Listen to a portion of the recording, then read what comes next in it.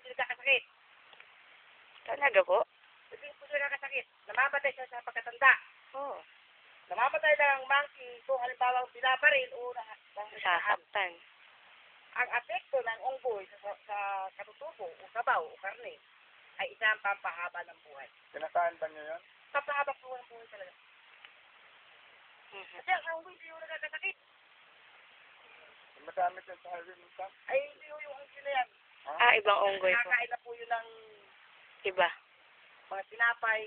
Hindi kali naman ay yung pong mga Yun ho talagang wild. Ano po? wild na unggoy na Wild na kakain unggoy. ng tunga ng kahoy. Sinasabi lang po dito, no?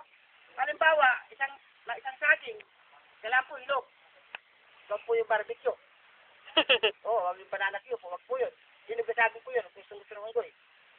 Itutusok ko po dito yung isang slice na saging at ipapasok ko po dito. At ibababad ko po yan sa sili. Ibababad ko po yan sa sili. Bakit po kailangang sili? Kung halimbawa po nakandito na po yung strap sa kamay niya, hindi na po siya pwedeng kagatin yung sili. Kasi may sili. Maanghang. Maparat. Kaya ganyan ko lang po yun. Oh. Yung saging po nasa loob. Nakalot po yung saging sa putol. Pero may cover po rin niya, may cover po yan. Mga tulong kahon kaya, may cover. Minsan kilala na nila no? Oo, kailangan po, ibahin naman po yung Style. cover niya. Sa isang saging, gagawin po natin, para nagtitipid tayo, gagawin natin 2 putol. Ipapasok ko po dito yung isang putol, at yung isang putol na mag-alagay ko dito. Ayan. Alam po dati kung ano yung huni ng unggoy. Iba pala yun. Iba pala yun. Mali po ba? Ano? Bilang apak po sa kahoy, gagawin po yun. Okay. Kakamot-kamot pa po yun. Hu. Kung masaya, gaganyan pa yun. Biglas yan tatalon. Kakainin mo saging. Uli. Sarap. Ang unang mahuhuli sa silong yan, yung unggoy na pinakamagulang. May tatakutin yung maliit. Lapitan niya po yan.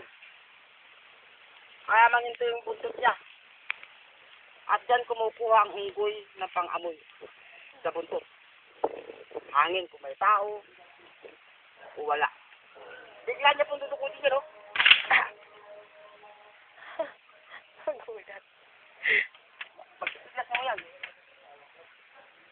Parang napakabilis na pangyayari sa inyo po. Nakahook lang. Oo. Kaya nung may Kaya lang po yun. Huwag po pumiglas. Pagpapiglas yan. Kakagatin yung tali. Nakahanda naman yung pamalo dito. Pag nakikot na yun, Nandun na kayo. papalo na ulo. At ang unggoy ay nasabi na po, Matalino po talaga ang unggoy. ay kung matalino ang unggoy, mas matalino tayo. Kapag tinamin mo yung kapag pinagdala mo yung saging, ganun, hindi kakainin, sabihin ng unggoy ba? Sumusobra na. Banana Q ito May may hidden agenda. Banana Q kapag Dalawahan. dalawahan sa Oo. Oo hindi nga po. kakainin niya. Pero mas maganda sir sa manturukot. Ayaw niya nung may Yung manturukot. Sa ibang lugar, marami manturukot ay. Ganyan na lang po. Sa bulsa. Gagyan mo ng ganyan sa bulsa. O sa bulsa. Hindi kaya kayo matamaan nun. Alam mo naman naglalakad-lakad, gusto ng tukot, Oo nga, no? putar sa pusit to, gagawin.